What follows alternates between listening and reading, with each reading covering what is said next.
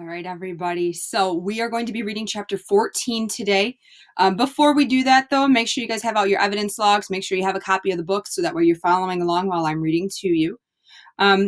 If we were to go back and review chapter 13, that chapter was called The School Bully.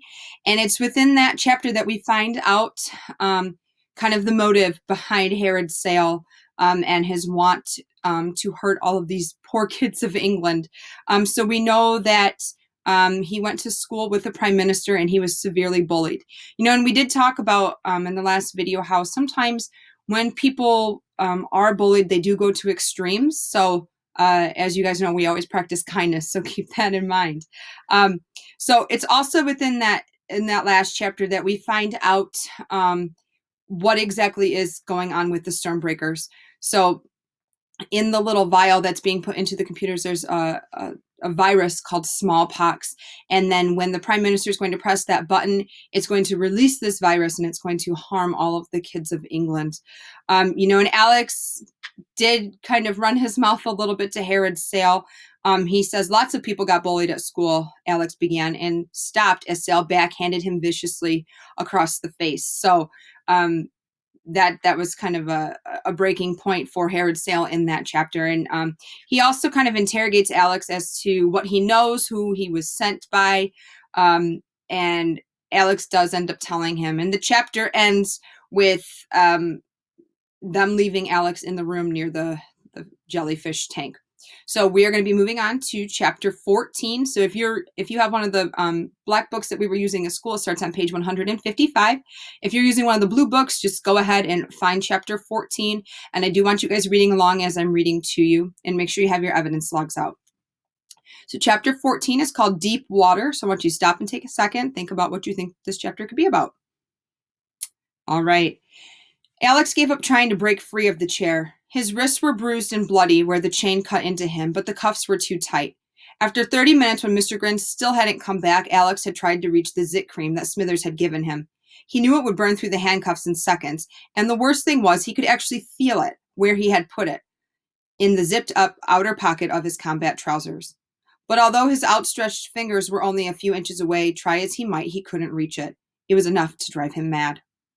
He had heard the clatter of a helicopter taking off and knew that Herod's sale must be on his way to London. Alex was still reeling from what he had heard. The multimillionaire was completely insane. What he was planning was beyond belief, a mass murder that would destroy Britain for generations to come. Alex tried to imagine what was about to happen. Tens of thousands of school children would be sitting in their classes, gathered around their new Stormbreakers, waiting for the moment, at midday exactly, when the Prime Minister would press the button and bring them online. But instead, there would be a hiss and a small cloud of deadly smallpox vapor would be released into the crowded room. And minutes later, all over the country, the dying would begin. Alex had to close his mind to the thought. It was just too horrible. And yet, it was going to happen in just a couple of hours' time. He was the only person who could stop it. And here he was, tied down, unable to move. The door opened. Alex twisted around, expecting to see Mr. Grin, but it was Nadia Vole who hurried in, closing the door behind her. Her pale, round face seemed flushed, and her eyes, behind the glasses, were afraid. She came over to him. Alex, what do you want? Alex recoiled away from her as she leaned over him. Then there was a click, and to his astonishment, his hands came free. She had unlocked the handcuffs. He stood up, wondering what was going on. Listen to me, Vole said. The words were tumbling quickly and softly out of her yellow-painted lips. We do not have much time. I am here to help you. I worked with your uncle, Herr Ryder. Alex stared at her in surprise. Yes, I am on the same side as you. But nobody told me. It was better for you not to know. But, Alex was confused. I saw you with the submarine. You knew what Sale was doing. There was nothing I could do, not then. It's too hard for me to explain. We don't have time to argue. You want to stop him or no? I need to find a phone. All the phones in the house are coded. You cannot use them, but I have a mobile in my office, talking about her cell phone. Then let's go. Alex was still suspicious. If Nadia Vole had known so much, why hadn't she tried to stop Sale before? On the other hand, she had released him, and Mr. Grin would be back any minute. He had no choice but to trust her. He followed her out of the room, around the corner, and up a flight of stairs to a landing with the statue of a naked woman, some Greek goddess, in the corner. Vole paused for a moment, resting her hand against the statue's arm. What is it? Alex asked. I feel dizzy. You go on. It's the first door on the left. Alex went past her along the landing.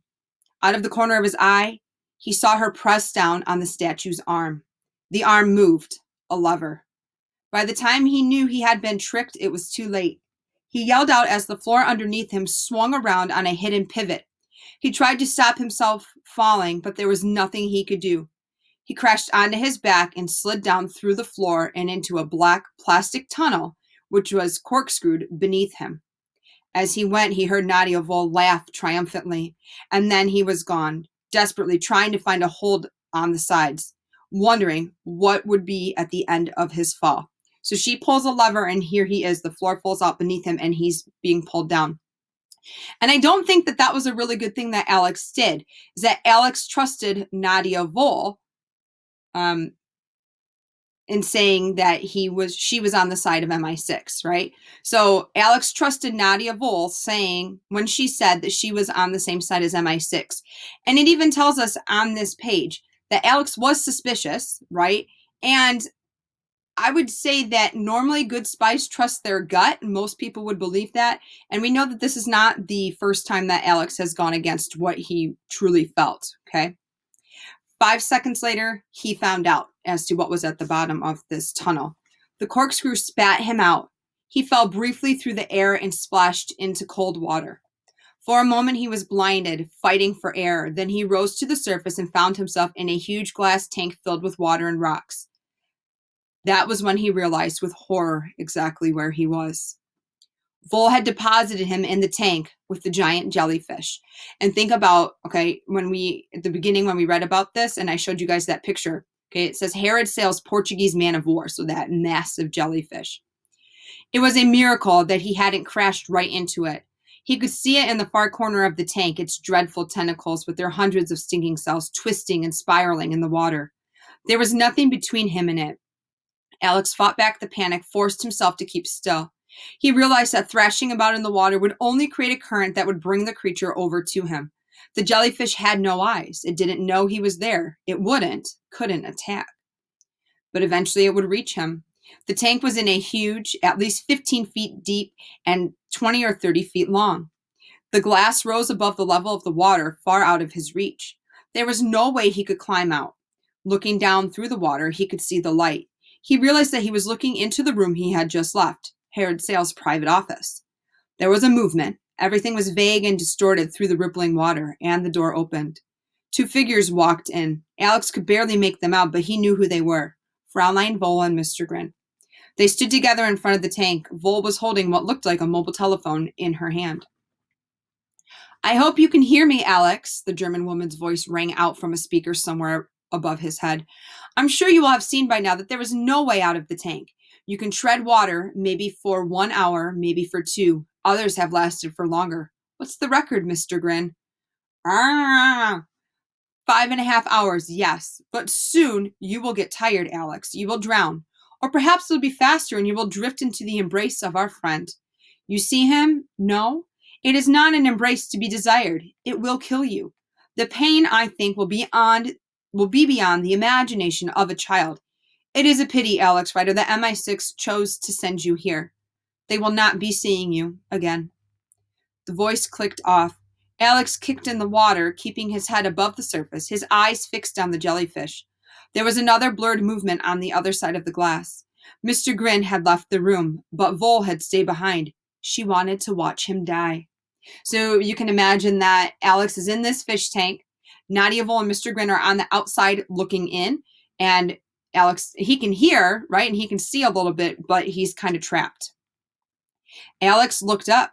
The tank was lit from above by a series of neon strips, but they were too high to reach. Beneath him, he heard a click and a soft whirring sound. Almost at once, he became aware that something had changed. The jellyfish was moving toward him. He could see the translucent cone with its dark mauve tip heading toward him. Underneath the creature, the tentacles slowly danced. He swallowed water and realized he had opened his mouth to cry out. Vol must have turned on some sort of artificial current. That was what was making the jellyfish move. Desperately, he kicked out with his feet, moving away from it, surging through the water on his back. One tentacle floated up and draped itself over his foot. If he hadn't been wearing sneakers, he would have been stung. Could the stinging cells penetrate his clothes? Almost certainly. His sneakers were the only protection that he had. He reached the back corner of the aquarium and paused there, one hand against the glass. He already knew that what Vol had said was true. If the jellyfish didn't get him, tiredness would. He had to fight every second to stay afloat, and sheer terror was sapping his strength. The glass. He pushed against it, wondering if he could break it. Perhaps there was a way. He checked the distance between himself and the jellyfish, took a deep breath, and dived down to the bottom of the pool. He could see Nadia Vol watching. Although she was a blur to him, he would be crystal clear to her. She didn't move, and Alex realized with despair that she had expected him to do just this. He swam to the rocks and looked for one small enough to bring to the surface, but the rocks were too heavy. He found one about the size of his own head, but it refused to move. Vol hadn't tried to stop him because she knew all of the rocks were set in concrete. Alex was running out of breath. He twisted around and pushed himself up towards the surface, only seeing at the last second that the jellyfish had drifted above him. He screamed, bubbles erupting out of his mouth. The tentacles were right over his head. Alex contorted his body and managed to stay down, flailing madly with his legs to propel himself sideways. His shoulders slammed into the nearest of the rocks, and he felt the pain shudder through him. Clutching his arm in his hand, he backed into another corner and rose back up, gasping for breath as his head broke through the surface of the water. He couldn't break the glass. He couldn't climb out. He couldn't avoid the touch of the jellyfish. Although he had taken all of the gadgets Smithers had given him, none of them could help him. And then Alex remembered the Zit cream. He let go of his arm and ran a finger up the side of the aquarium. The tank was an engineering marvel. Alex had no idea how much pressure the water was exerting on the huge plates of glass, but the whole thing was held together by a framework of iron girders that fitted around the corners on both sides, on both the inside and the outside of the glass. The metal faces held together by a series of rivets. So if you were to think about the shape of the aquarium, okay, right along the outside edges, there's some metal. And Alex is considering using his Zit cream. Let's find out what happens. Treading water, he unzipped his pocket and took out the tube, Zit Clean, for healthier skin. If Nadia Vol could see what he was doing, she must think he had gone mad. The jellyfish was drifting toward the back of the aquarium. Alex waited a few moments, then swam forward and dived for a second time. There didn't seem to be very much of the cream given the thickness of the girders and the size of the tank. But Alex remembered the demonstration Smithers had given him, how little he had used. Would the cream even work underwater? There was no point worrying about that now. He had to give it a try. Alex held the tube against the metal corners at the front of the tank and did his best to squeeze a long line of cream all the way down the length of the metal, using his other hand to rub it in around the rivets. He kicked his feet, propelling himself across to the other side. He didn't know how long he would have before the cream took effect. And anyway, Nadia Vol was already aware that something was wrong. Alex saw that she had stood up again and was speaking into the mobile phone, perhaps calling for help.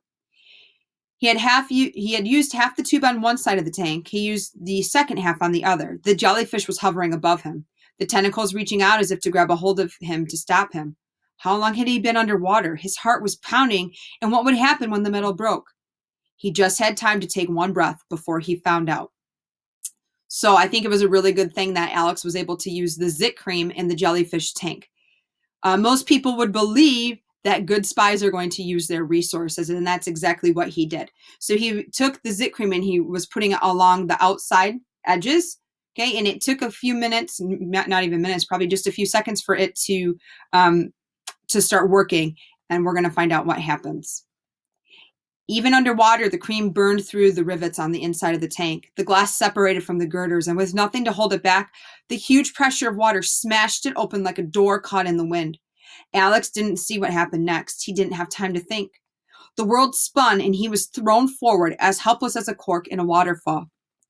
The next few seconds were a twisting nightmare of rushing water and exploding glass. Alex didn't dare open his eyes. He felt himself being hurled forward, slammed into something, then sucked back again. He was sure he had broken every bone in his body. Now he was underwater. He struggled to find air. His head broke through the surface, but even so, when he finally opened his mouth, he was amazed he could actually breathe. All right. So if you guys can imagine this huge fish tank, right? All of that pressure from that water, okay, with the sides being gone, it just pulled him, okay, and it's moving him back and forth. And he's able to be pulled out, and now he's able to breathe. The front of the tank had been blown off, and thousands of gallons of water had cascaded into Herod Sale's office. The water had smashed the furniture and blown the windows out. It was still falling in torrents through the holes where the windows had been, the rest of it draining away through the floor. Bruised and dazed, Alex stood up, water curling around his ankles. Where was the jellyfish? He had been lucky that the two of them hadn't become tangled up in the sudden eruption of water.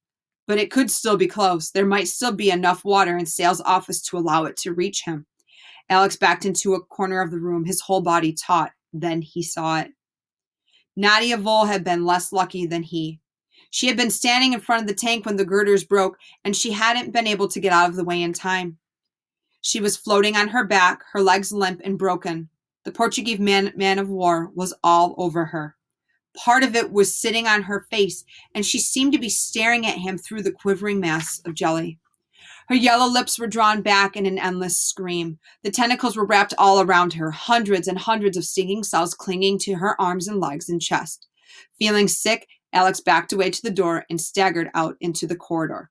So think about that for a second, okay? So Alex and the jellyfish both go flying out of the tank, and Alex is able to gather up the strength. He stands up, he turns around, he looks, and the jellyfish is on Nadia Vole's face. So she's laying down, and the tentacles are just all over her, okay? So we can assume she did.